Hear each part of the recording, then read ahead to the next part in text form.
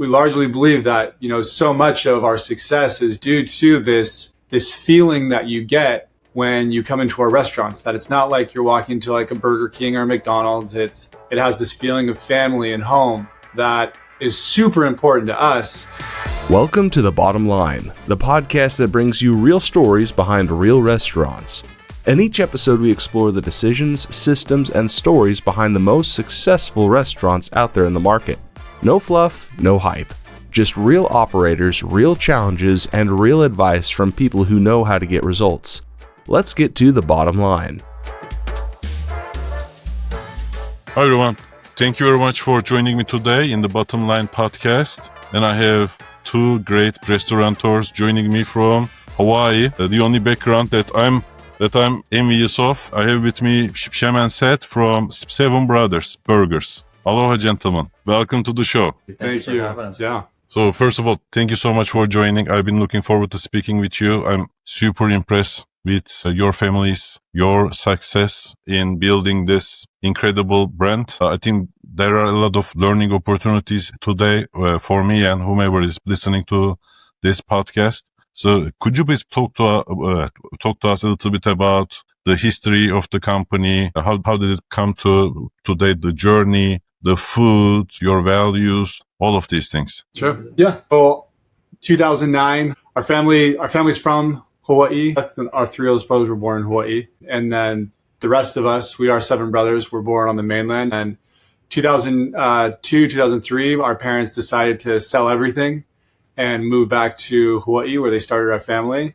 My dad had always had a dream to have a family restaurant. Having seven boys is a lot of free labor. And so it was always kind of a passion for him to do something together all as a family. 2009, he rolled up on a restaurant that we'd passed hundreds of thousands of times just down the street from where we were living here in Hawaii. And he was talking to the owners and he asked them on a whim, have you ever thought about selling this restaurant? At the time, it was called Kahuku Grill. And it was really nice couple from Korea, and they'd been doing the restaurant for like 6 or 7 years, and they wanted to move on. They actually said, yeah, we're actually looking to sell it right now. And he came home later that day asking, hey, what do you guys think about opening a restaurant together? Most of us had moved out of the house except for the last three, and we all said it's a terrible idea. Restaurants are scary. They're hard to do. We know nothing about them. And he replied, it's too late. I bought it. And little by little, like the younger brothers, like they were kind of forced into it. And but little by little, we all saw the vision of what my dad had initially seen in that restaurant. And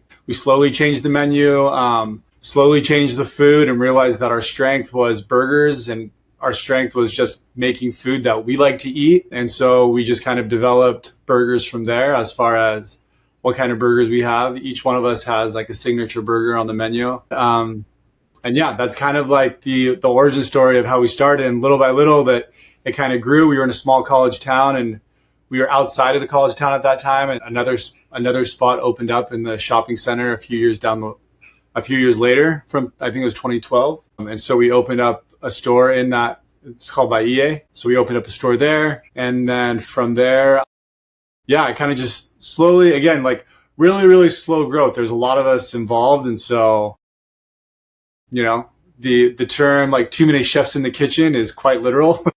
There's too many of us, that all had like a say.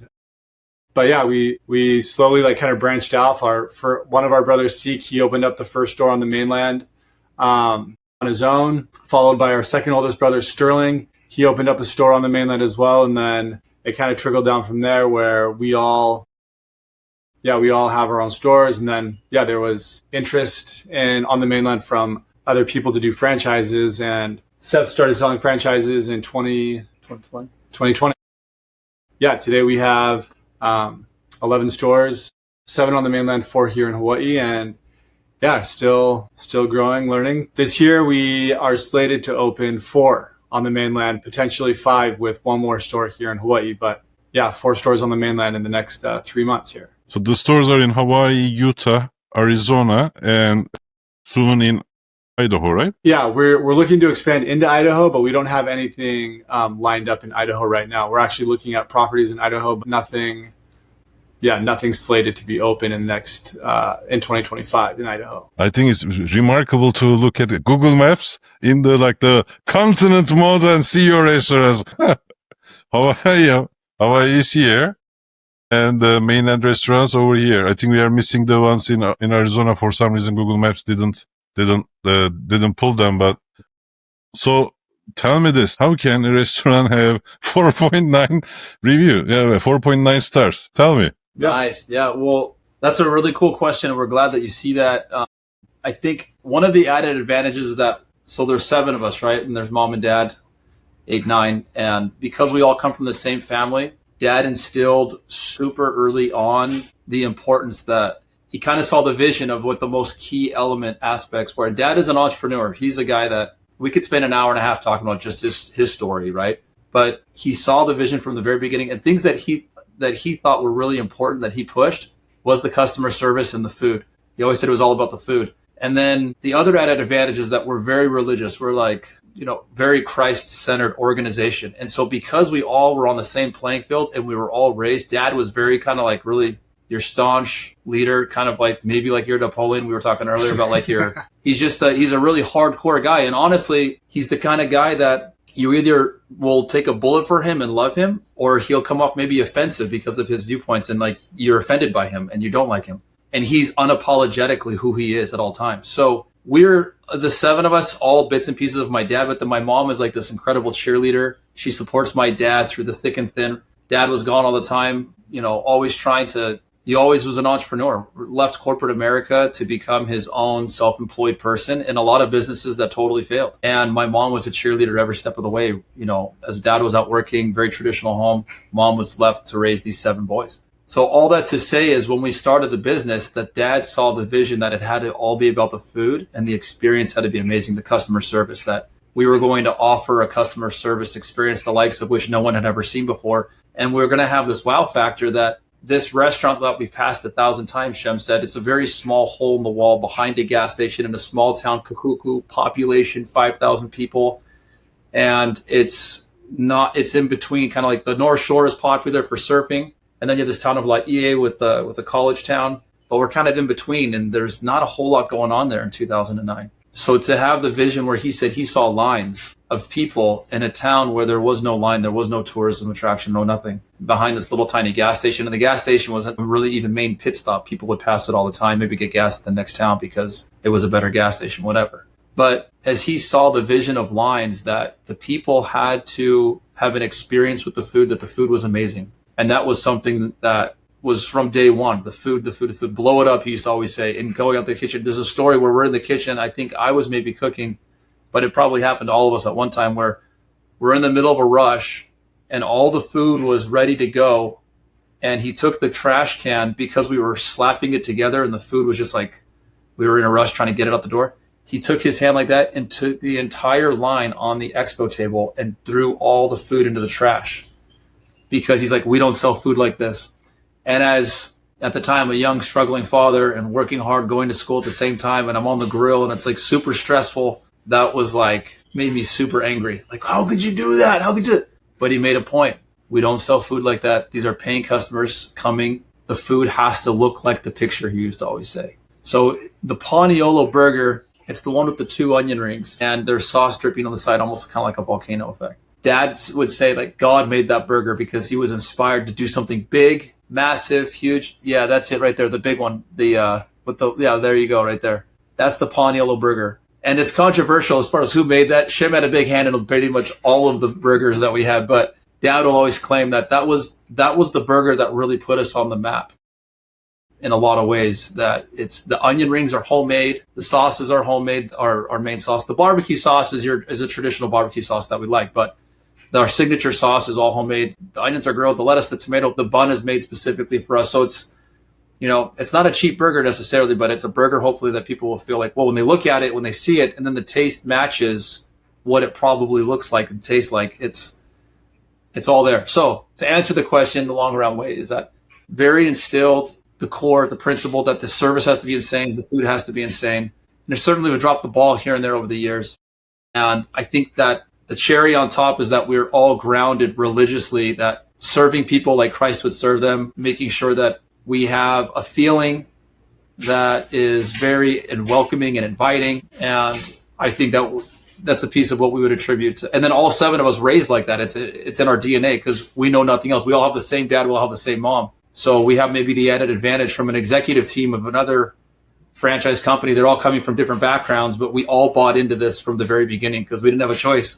Dad's like, this is the way, this is how it goes, right? So Your parents must be super proud. I mean, I saw this picture of them in the Utah restaurant opening. yeah, they're super stoked. They're stoked they don't have to go into the kitchen anymore also and crack the whip, make sure that the food comes. Yeah, very cool. That's our Pleasant Grove location. That was our second franchise location, right? Yeah. The second one. Yeah. So after the brothers had opened up their stores, it was the first time getting into the franchising business that it was the first franchise in Utah, second one overall. The first one was in Arizona, and very proud moment, mom and dad. And like I said, now they're able to do a lot of more philanthropy work and focus on that aspect of it, while the rest of the 7 of us are kind of like, on the front lines a little bit, which is kind of cool. They're I love super it. stoked. I love it. So the beginning is excellent food, and then the customer service and obsession on customer service. And I'm the same way. And the reason is because at the end of the day, cooking isn't so hard. That's why we need to produce something that's unique. That's unique because people are paying money for it, and we need to give them our best. The hardest thing I hear from restaurateurs is the employee side of things, right? How did you manage to instill the same principles, the 5S principle, the excellent customer service principle, when many restaurateurs are complaining the work ethic of the employees, the change and such? For the way we like to look at it is that we are a family restaurant. Even though a franchisee might be opening a store, and they're not obviously blood related, they are family by association.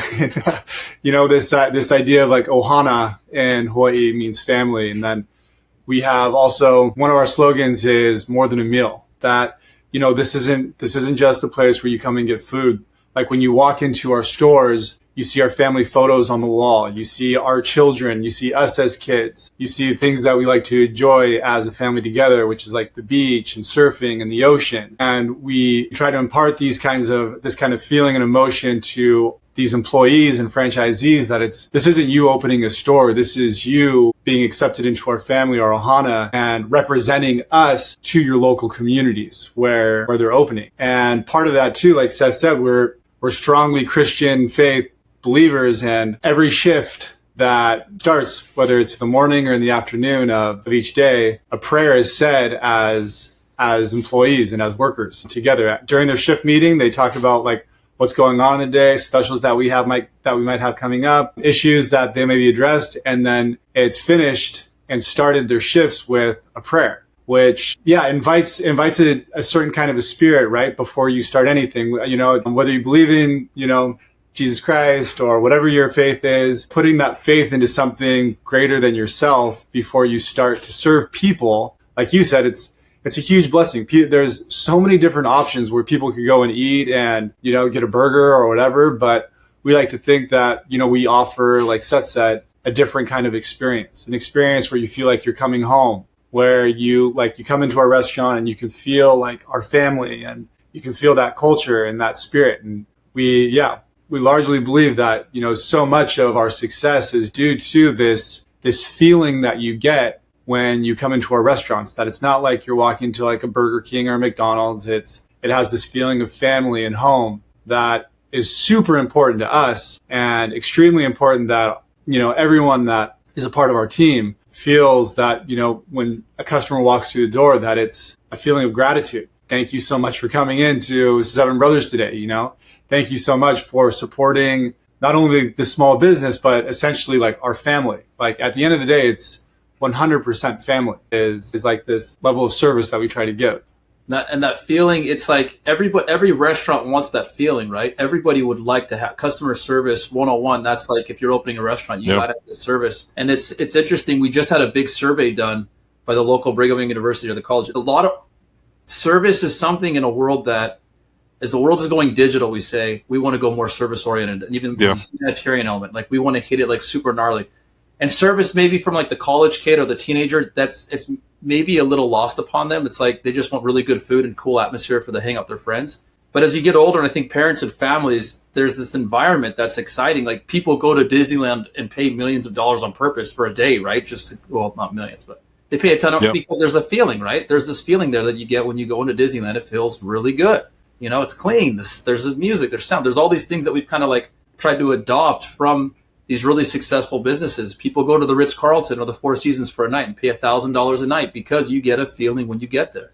You feel good. So how can we incorporate that feeling? And we would say, again, it's heavily centered in Christ-centered Christian principles and faith-based stuff. But to get a 16-year-old at a register to buy into that, how do you do that? We have what we call as 5 points of contact. And we just you train and you train and you train and you train and you train again. And we've instilled them that like the first thing that comes out of their mouth is aloha. Whether they're in Arizona, whether they're in Utah, and people have a hard time. You're a 16-year-old kid. You're a white kid, Caucasian from Utah. You've never been to Hawaii.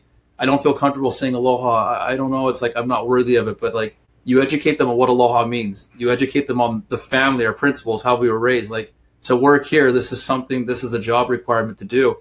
And one of my greatest compliments that I feel like we've gotten over the years is one of the girls that worked for us here. She's Polynesian. She grew up coming to Seven Brothers. And when she turned 16, she got a job with us. And her parents and us are good friends. And she said, her mom came up to me and said, Seth, you'll never believe what my daughter said. She's so excited to be working at Seven Brothers that she's like, Mom, you know, remember Uncle Seth? He always seems like nice and cool. Wow, he's really strict in the kitchen. And like, there's the rules that you need to follow. And I just thought that I would be like, just kind of cruising. It would be like this fun job. But no, Mom, there's like policies and principles you really need to follow. But Mom, it's kind of cool though, because I get to be this person. Like that's what he wants us to be, smiley and bubbly outside. He even said, be like a Disney princess almost. And then, but back behind the kitchen, it's like, we're working really hard. I took that as a compliment. I thought that was really cool that she had this like idea that everything was just like peaches and creams and rainbows and butterflies. But there is a system behind an algorithm that's working.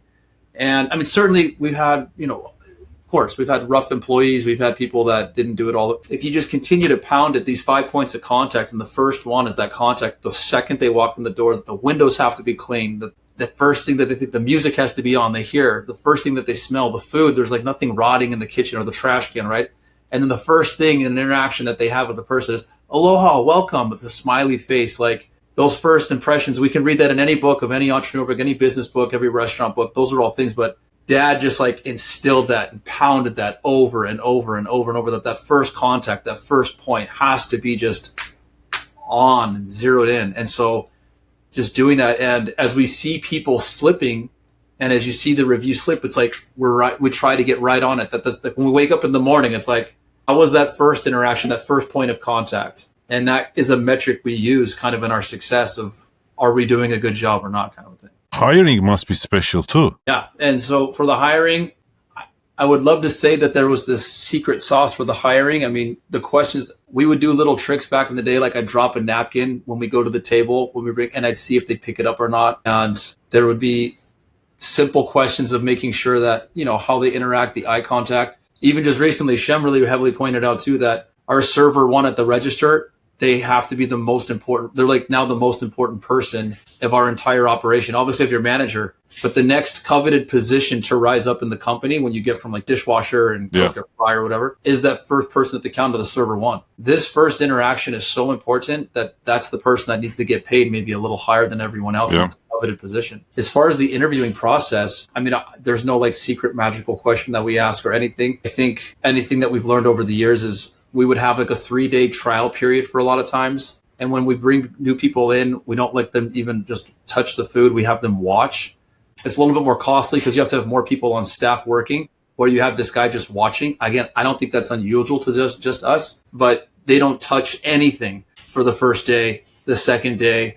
And then day 3, we kind of dip them a toe in the pond. They always start at the frying position, and then they work up from there to cold build, and then work up from the grill, and then up to expo, and then the S1 position is the next. So there's a chronological order. Again, I don't think there's anything unique about us in that regard, but just very much monitoring and watching. And then just making sure that they know, and I'll say this, in the interviewing process, we tell them, hey, we say prayers before every shift. Okay. Totally cool if that's not comfortable for you, but probably not the best place to work if that is offensive in any way, shape, or form. And then we go down the list of principles and core values that we believe in. We don't swear in the workplace. There's no swearing. You'll never hear us swear, and we don't expect you to do that. We try to, try to dress and code and grooming. We kind of spend a lot of time on that, which I don't, again, might be unique to us, but we make sure that the principles and values and weed them out, that anything that they're totally against, and, and I tell them, high five. If you're an atheist and hardcore, or you believe in something totally different, we'll give you a hug. That's totally cool. But probably if it's offensive, not a place that you would probably want to be. So we try to filter that out right away from that's like the very first questioning pieces that we ask them. And usually everyone's cool. They're like, oh yeah, no, it's totally fine. Just think to myself, some of these restaurants need hot bodies, right? A body in the kitchen. But what kind of an environment is that? Say you are the best grill master in the universe, and the guy who's next to you just booked his own interview and got 2 days of training and just next to you, that doesn't make you special in any shape or form. None of our food is super complicated or overly complex. We do have in some of our kitchens extremely super high level experienced. We've had chefs back in the day work for us, and then they're standing next to this kid that's still in high school. I think, like Seth said, no matter the experience level or who the person is, if the values align in the interview process, and if it's the environment that people can see themselves working in, and where it's super welcoming to every level of experience, then it's 100% a great place to work. And we've just implemented recently. We have this path to basically own your own restaurant now, where a dishwasher today, if they're extremely passionate about the service industry or the food service industry and Seven Brothers, there's a pathway that they can follow, that they can essentially one day either be a general manager or have their own restaurant. In fact, one of our third franchisee that opened his store in Salt Lake, there in the City Creek shopping center, is one of our very first employees in 2010. He was going to school here. He was just a college student, went on to graduate, became very successful. And then 3-4 years ago, he approached Seven Brothers, and he's because of the experience that he had with Seven Brothers as a college student, and because of what he was trying to do professionally in his life now, in terms of expanding his portfolio and what he does, he came back to Seven Brothers. And super interesting, one of his stores is one of the best ran stores from top to bottom operationally, on the service side. And then same, the franchisee that we have in St. George, he worked for our brother Seek in Provo at his store for 6 or 7 years. His wife worked for us when she was in college, and they opened up their store just last year together as a couple. And so these are people that at the hiring, when we hired them 10, 15 years ago, would have been this is just a college job for these kids. But gratefully, they bought into what we believe, what we're doing. Just like all of us as brothers bought into our parents' idea and dream, where they saw something more than just this opportunity for a paycheck while they're in school, but this is a great opportunity to provide for their own families now, which is super special. Again, just going back to that hiring process, where it's the hiring process, like Seth said, there's no silver bullet in it, but the questions we ask, we make sure that those principles and those views align. And from there, now there's a literal pathway where people can start at Seven Brothers as a dishwasher and one day have their own store or be managing their own store. And like-minded people, I think, again, nothing maybe unique to us, but just really cool finding the right people. I've heard that all through college and all through my adult life, where if you find the right people, they'll take you to the promised land, right? People that can buy into what you're selling and buy into the concept, and they'll bleed and die for it to an extent. And we've been super blessed that as brothers too, again, as family, we have people that have just really good friends, really tight friends, and that they've worked with us for years. I mean, we're not just a handful, and that family friend unit is getting bigger and bigger. And we're just always amazed that as another franchisee comes on board, or as another manager becomes another franchisee. Our Provo manager in Utah owns his own stores in St. George.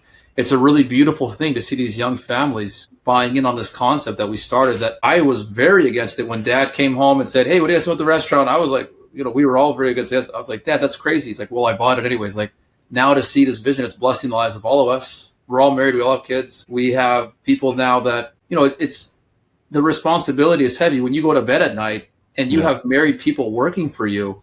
We've got to perform, right? Like there's little kids counting on these moms and dads to like show up with a paycheck. And the inflation and things going crazy and all this world we live in is crazy. It's like, it's such a really cool blessing that we wake up every morning very confident and driven in this thing, and very proud when we go to bed at night that we have people that can support and sustain their families. And then that's the mission, like that can keep going, that as kids keep coming into these families and more people get married, that there's a sustainable infrastructure built for these people that has longevity to it. And it's really humbling. It's really cool to think that it all happened with this one thing that my dad and mom did. And it's emotional. And I think that's a part of buying in, like beyond the interviews and beyond the 5 points of contact and beyond the formulas, everyone is bought into this feeling.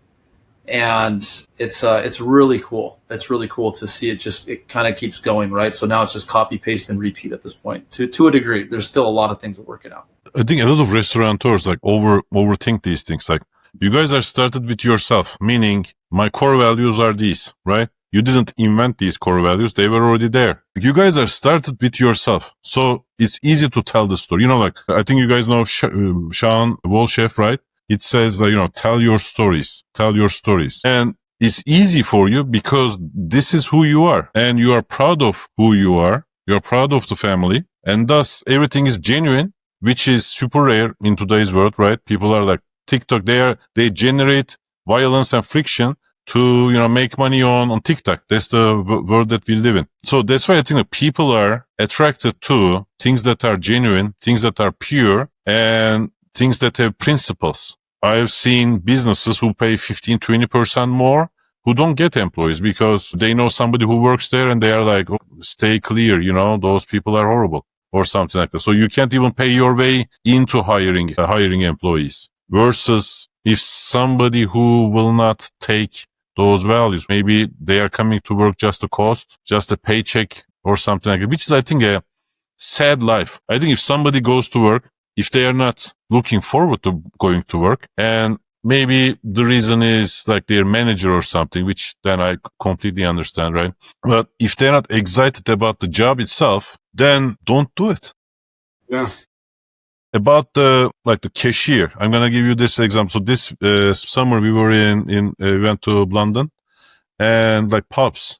I freaking love the pubs. I've been to London when I was in 14, so I had no experience with an actual British pub, but we exclusively went to pubs like for lunch and dinner. That older lady who knows like everybody by their name, or the locals by their name, this charismatic person that, if there is like an apocalypse or something, that, she was going to be the foundation whom everybody is going to hang on to. She's gonna give valuable advice. Some people are, I think, born to do this job, and some people are just they have trouble in interacting with people. And the funny thing is 10 days ago, I was talking to a restaurateur about the kiosk, and he said, in a world of kiosk, people want hospitality, right? Mm. And I was telling him, in some situations, I'd rather deal with the kiosk than a human person, because that human person is just terrible. What I'm saying is I think restaurateurs are overthinking this should we do kiosk? I think the right question isn't, should we do kiosk? It's that, can you manage to run a restaurant and deliver hospitality? Seth is huge on that. And that's kind of we all. No, yeah, we all, no. I mean, in terms of Seth is the one that implemented the 5 points of contact, for example. We could just have an iPad at the register and people order. That would go against, one of the reasons why our dad wanted to start a restaurant, where it's we want to have that human connection, that human interaction, that human experience with people, and share our values and share our beliefs and share that spirit of aloha, which is huge. And so Seth was the one that came up with 5 points of contact, where it's we greet them with aloha, And then when they sit down while they wait for their food, we give them, instead of giving numbers, we give them like attributes, for example. So instead of getting like the number 4, you'd get humility, or you would get charity, or you'd get happy, and just something for people to sit while they're sitting down. Like they have this little stanchion that they're looking at and something that they think about. And we get people posting on, these little stanchions all the time. And there's like, people have stories about these stanchions of, how they had like a connection with that word, even though the person that the register didn't know, like they were really given at random. Like they were having this hard time, like forgiving somebody, and they got forgive, So like these little connections. And then the next point of contact is, when the food is delivered, making sure that all the food is right and that everything that they ordered was correct, like, whereas, McDonald's, wherever you go up and you get your order and you take it back and then, oh, like I'm missing this, and go up. So we have that. We offer full service at a quick service restaurant, which is super unique. And then we even do like the first bite check-in after they've taken their bite. We check in like, hey, is everything tasting okay? Is everything right? Like, how's the food? And then the last point of contact is when the customer is done. We try to do this with as many people that come in every single day across the restaurants, but we give mahalo cards, which is just a little card with, on one side, it's photos of our family. And on the other side, it's if that server had a connection with the customer, like, hey, thank you so much for coming in. Like, hope you guys had a great time dropping your daughter off at college, and safe flight back to the mainland, or whatever that human connection was, that, we make it abundantly clear in those mahalo cards, like, thank you so much for coming in today, and hope that, you have a great time where you're staying on the North Shore or wherever it is. But that level of hospitality is really, really lacking in so many different levels. Even like you go into a place that offers hospitality and there's no hospitality. It's cold. It's not inviting, where this was like part of our dad's vision. His dream is to be able to share this level of hospitality and care and with everybody that comes through the doors on a daily basis, so that, we absolutely believe that it makes the world that much better. If we can share, something good in our lives, like people will share the good in their lives, The hospitality piece is really huge. And like we said, as the world's going more digital, we're wanting to go more customer service, more hospital. And you'll always have your fast food restaurants. You'll always have the more kiosk type elements that, or this more digital age. That will always happen. And we're putting all our eggs in the basket of, as the world goes to quick service, It'll be a unique experience. I mean, geez, we're seeing AI is going so fast. We might all have robots in our houses in the next couple of years, like doing our laundry and doing the stuff that I'm watching. It's crazy, right? So it'll almost be like a unique, maybe slightly antiquated experience going into a restaurant, old-fashioned style, and you have a human being talking to you. Maybe we're not so far away from that, in the near future. It's kind of crazy to think, but that's where we want to go. Like, I think humans long and crave to have interaction. They do. That's what COVID showed us. Yes, exactly. COVID showed us. Exactly. And we're Polynesian. Our dad is Samoan. I don't know if we recognize. Our mom is white. Our dad's Samoan. And so you put the two together, these two different worlds. We're all kind of different colors, actually. You have this, it's called Fa'a Samoa, the Samoan style, this very Polynesian, welcoming, Ohana, family, all this stuff. And people are attracted to that. Everyone loves to go to somebody's house for dinner. It's kind of fun, right? It's cool. Hosting can be a little stressful, making sure the food's all right? But it's cool to go to somebody's house and have a meal. And the kids are all friends, and your wives are friends. It's cool. So it's kind of that same concept of like just welcoming in. So I don't know. The feeling. Dad always said the feeling. It's all about the feeling. So we have 5 points of contact, and we have the 5 5s. The 5 5s are speed, cleanliness, food, service. And when you add them all up and do all of them right, it gives you a feeling. And the feeling, we would say, is the Holy Ghost, the Holy Spirit, right? Church of Jesus Christ Latter-day Saints over here, hardcore Christian, right? All that jazz. So we would attribute to that. But so many people, again, whatever faith or creed you belong to, so many people have come and said, it feels different in here. And you get the 16-year-olds to buy into that because you treat them with love, respect, and kindness and everything like that, right? And again, we're not perfect. Certainly we've fallen short. If you look deep enough, you probably find somebody that hates us because they got fired or whatever. I don't know. But people are weird. Yeah. Well, it is what it is. But for the most part, I'd like to say and believe that everybody feels like they can, like when I go into the restaurant, like it hasn't happened in a minute. If Caleb ever sees this, might matter. But yeah, we'd wash the dishes too. We'd clean up the oil on the floor too. We're not better than anybody. We're whatever. We're Lead by example. Guys. Yeah. So it's like we've now been privileged to be in a position where we're trying to take it to the next level. So we're selling franchises and doing more of like corporate stuff.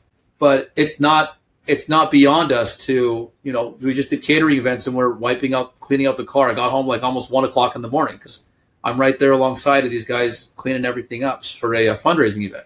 We're better than nobody, literally at all, right? And there's a scripture too in this too, like Jesus Christ suffered more than anybody and he was the greatest of all of us. And so again, those principles, those established into us at a very young age, and it's in our DNA. So how do you do the delivery? How do you do delivery and still deliver the delivery of the food when we drop it off? Because of where we live, it's so rural. So we're just now tapping into that. But on the mainland in Utah, we try to tap into every delivery piece that there is. So we have Uber Eats, we have DoorDash. We tried doing little delivery services here on our side, but it didn't really work out too much. Uber Eats and DoorDash are the two main platforms that people can.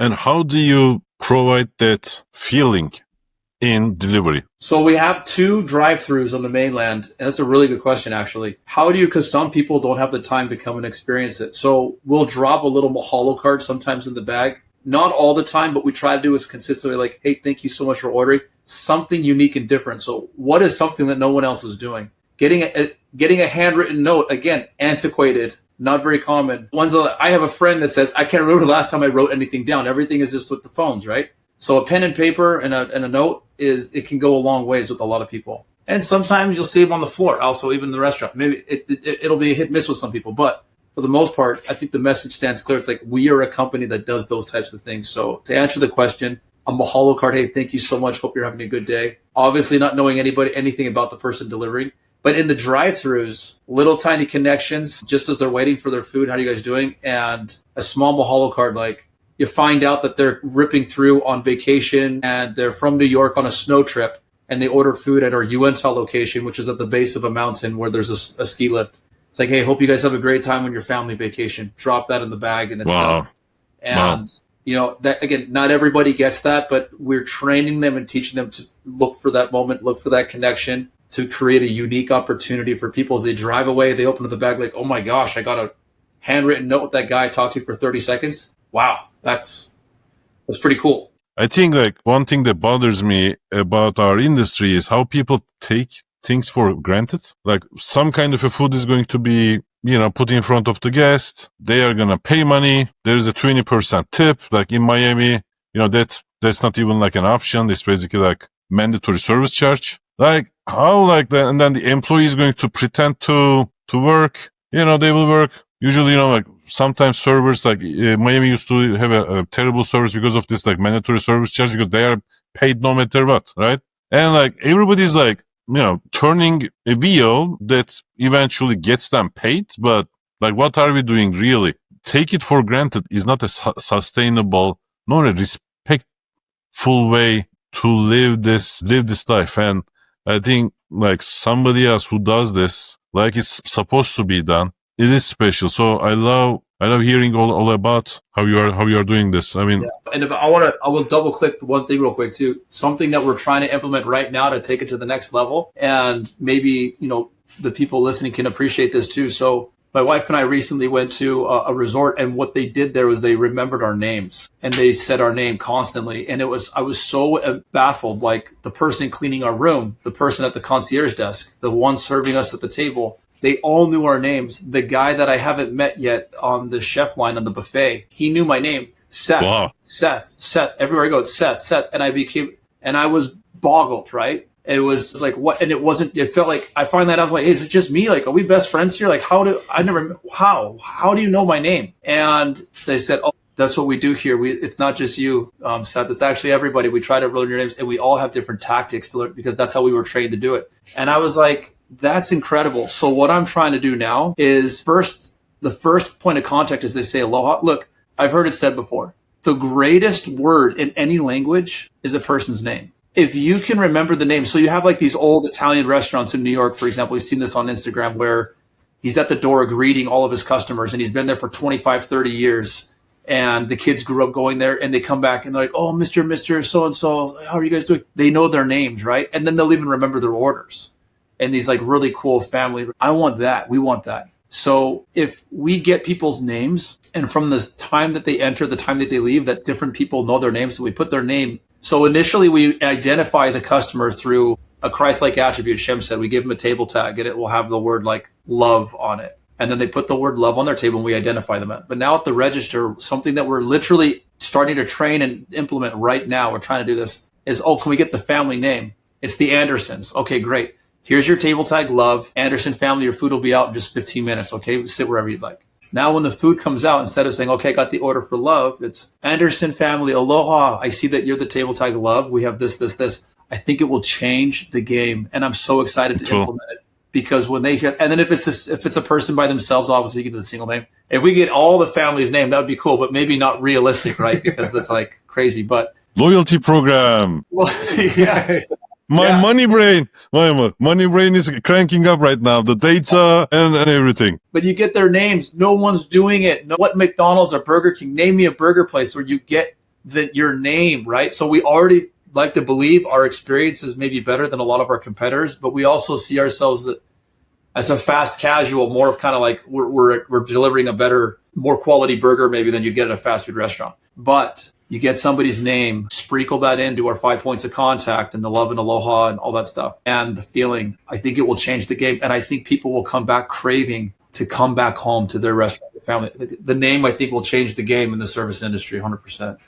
We are talking about the fast casual concept, but let me take that to a super fine dining. Being a maitre d' was the most coveted position in the industry, right? In a fine dining establishment. Like, how did it turn into, these 19-year-old girls with a weird uniform greeting you with a tablet and asking you, your date of birth, your address, your phone number, and basically entering that in, data entry specialist. Like, that job is not hostess, that's basically data entry specialist. Like, how did it come to this? And you guys are turning the game on like cashiers being the maitre d'. You pay them a higher dollar, and that's the coveted job because that's the customer facing. I wrote an article on this, again, the kiosk versus people. If like the only thing that the person who talks to me is going to taking my order, like I'm perfectly capable of entering that in, right? And entering that in. If that's the only thing there,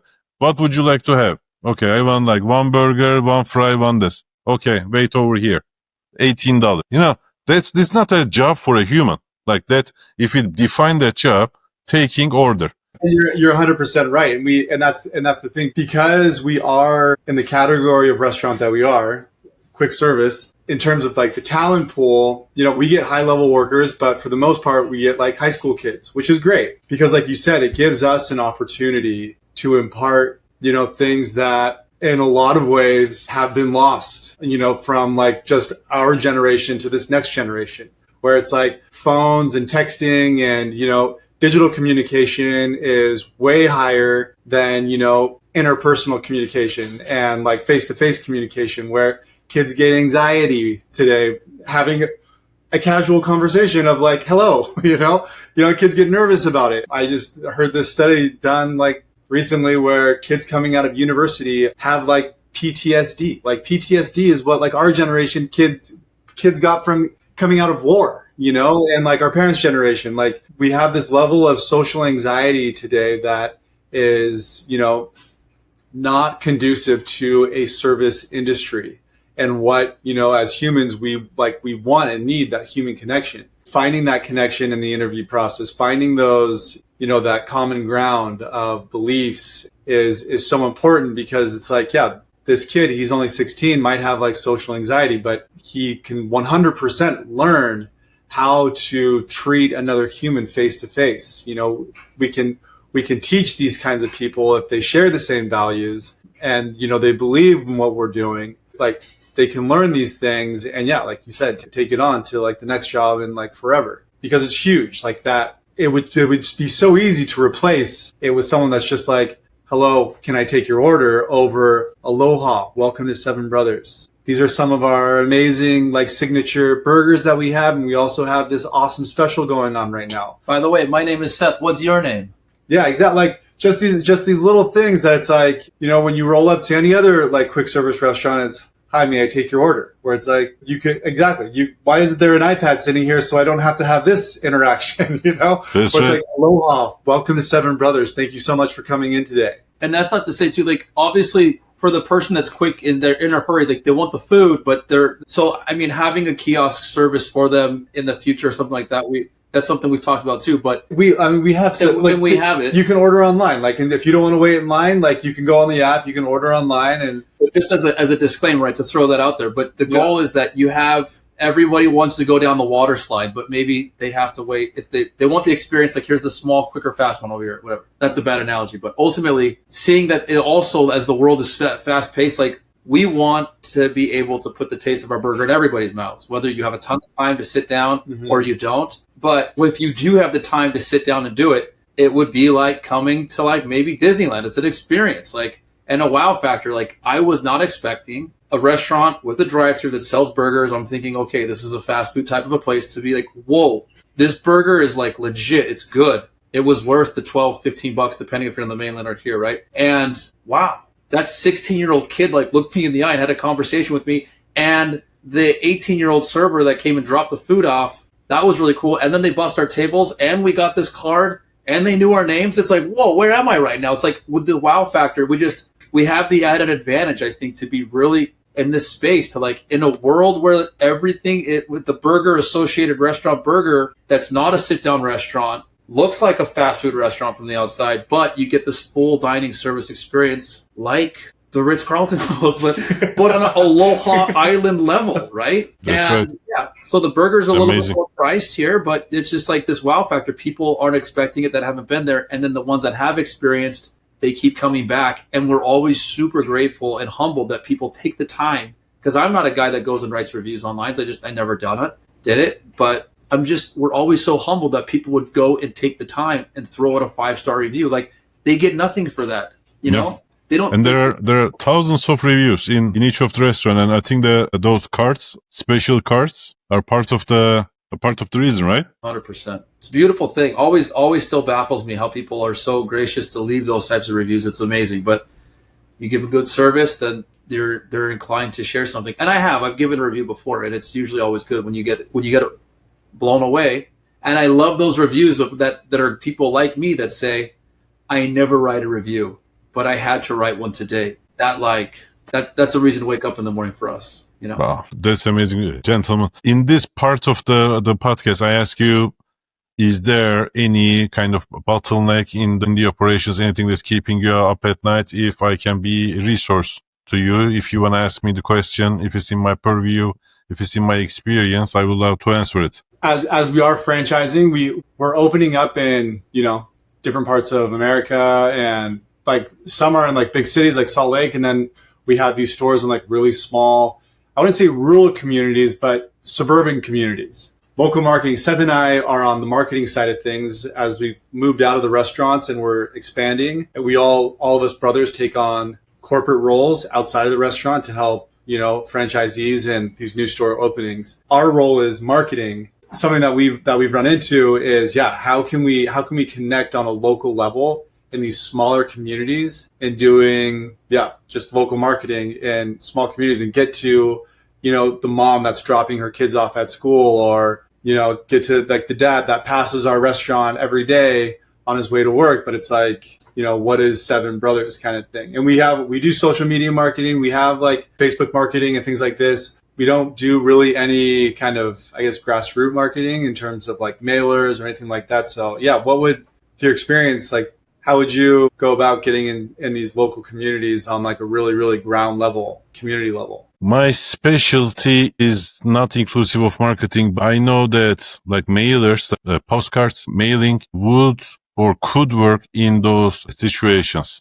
That could be a good way to, a very direct way to do the marketing in those more suburban communities. The other aspect of this is basically suburban communities are kind of boring, right? So once you create the buzz about the brand, Hawaii and all that, I think you will see a huge excitement for the brand. So I would be generous with the budget in those communities. Social media marketing is going to be crucial as well. But since this is all an experience and all that, and people are looking forward to those, people are looking forward to getting out of their like boring suburban lives. And in an upscale community, in an upscale suburban environment, I think you guys will do an amazing job.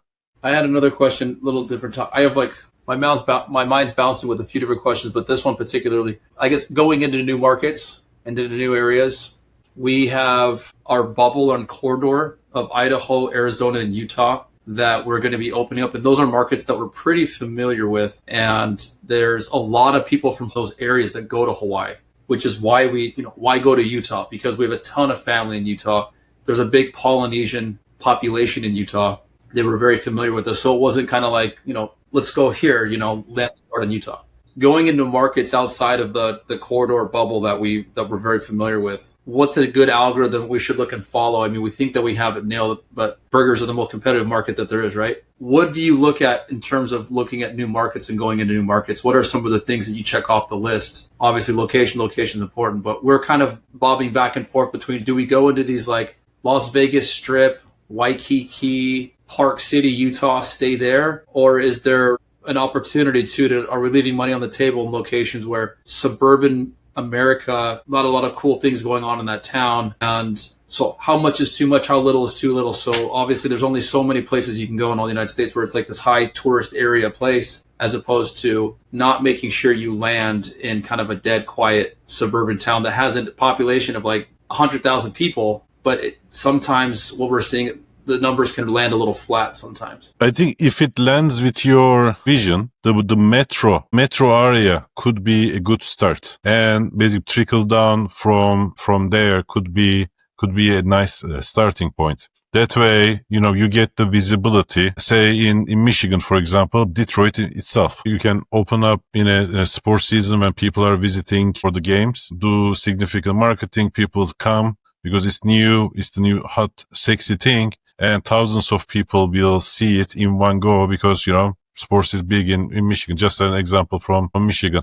And from there, then if you see there's a huge market there, then you can trickle down into the suburban areas. And at that time, people will say, there's this amazing brand that I experienced in Detroit when we went there for a game. I think that could be the easier way to land in both, like test it and then go to the new markets. We're not so much in the kitchen, but I am curious though. We figured out one of our biggest bottlenecks was with the fryers, and we just needed more. And then the second one with the cold build, and we have a different design of cold build that we use now because that was the biggest bottleneck for us. What is a traditional bottleneck that a lot of other stores see? Is there like a common one, or like especially in the burger restaurant industry, is there a particular bottleneck that other people see? As you said that, I'm thinking like, I don't know, maybe as we're growing, we're always trying to get the food out quicker, faster, but at the same time, not compromising the product. So I think equipment for us was the thing that we were lacking. That was our bottleneck. But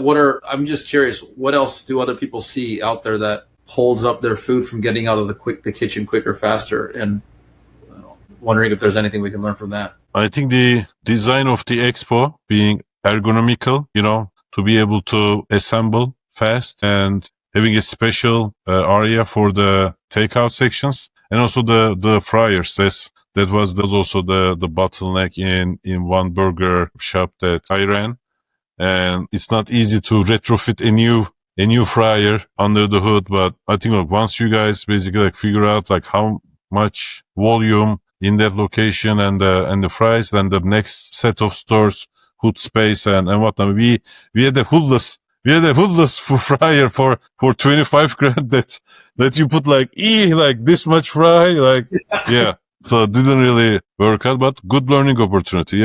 We had one and done. You guys have many to experiment. So in that instance, that was the learning for us that, especially the fry itself wasn't really working out. Good to know. No, that's awesome. Yeah, the fryers for us, once we implemented new fryers and found a way to, because you only have so much hood space, right? Oh my goodness, it was so many years operating with just not enough fryers, for example, or a grill that was subpar. But that for us was a big thing. But always just trying to like make even the drop for it, make that limp along, right? You have your maintenance guy coming, and it's like so much better investing in good equipment. Yeah. It's like obviously, right? But yeah, working on a shoestring budget, we were just kind of like that was one of our biggest. You learn to make do. You learn to make do, and now it's just going to be like much better because of the budgets and whatnot. Gentlemen, is there anything else you would like to add before we close the show? Thank you so much for taking the time. This has been great. Yeah, appreciate you giving us the opportunity. No, thank you. Thank you for your time. Thank you for being my guest and explaining the incredible story and a lot of learnings, I think we should, the rest of the industry, not you guys, should go back to the basics and not overthink this because hospitality. That's all I'm going to say. Because hospitality. One word. It's not about money. It's not about, I'm going to scale to 1 million restaurant. No, that's Airbnb story. I'm going to tell you Airbnb story. So everybody told them in the Silicon Valley, design something to scale. And they said, it's stupid, we want to create unique experiences. That's how this whole thing started to be. So they found like one house and one guest and they gave him a $1 million experience. Is it scalable? Maybe, maybe not. At that point, if they didn't care about the experiences, those unique things, then it would have been a place to sleep, basically a hotel. But they created something special, unique at the beginning with, host, being your guide, you're renting a room or something like that, and that becoming an experience on its own. So I think everybody focuses on this like tech implementations and stuff, but at the end of the day, I think we need to deserve people's money. And because there is so much money around, people forgot that notion, 100%.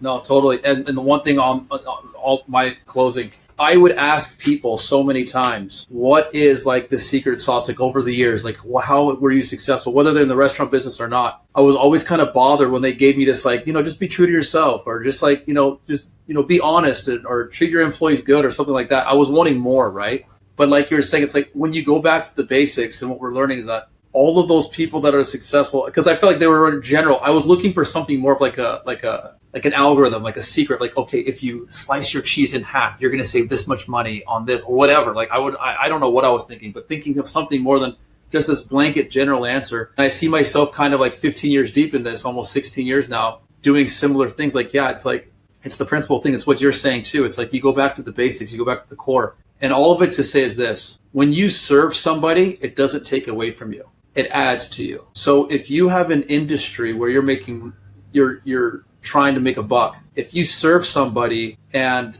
the service should be worth something, right? But if you're giving of yourself, you're not taking away from yourself, you're adding yourself. It's like depositing money almost into somebody and it comes back to you somehow, right? Call it karma, call it the universe, call it whatever. But at the end of the day, as you give and you deposit into people, it comes back to you. 100%. Just like your hundreds of employees and thousands of them who worked with you, who learned from you, who learned work ethic, and their employers, their new employers, maybe they are like engineers now, who are thankful to you for giving them this work ethic, this etiquette, communication, and all that. Consistency, or I always say that consistency is the holy grail. And why is it so hard to attain? Because we are doing this like one bit here, without thinking about how it all merges or converges. And that's why going back to the basics, we need to create a structure that makes money. With the money, you pay your employees a high salary. You can afford to hire the good ones and train them. Is it hard? Yes. Like consistency is super hard. But if you're not going for it, then do you want to put out fires all day because nobody is taking any kind of responsibility? So everything falls back to you. No. I mean, that's my like selfish self, right after COVID. When we had to fire everyone, my selfish self was, I freaking hate putting out fires. Like they call me, like Mother's Day or something. Oh, we didn't order enough. I never want to, put out like fires. I want to strategize. I want to build something. I want to create an experience that people want to work at. Very cool. Yeah, so important. That's awesome. Thanks for tuning in to The Bottom Line. If you found value in today's conversation, make sure you follow, share, and leave a review. Have a question or need a professional's opinion? Then be sure you reach out using the links in the show notes below. New episodes come out every other week, and until then, we will see you next time.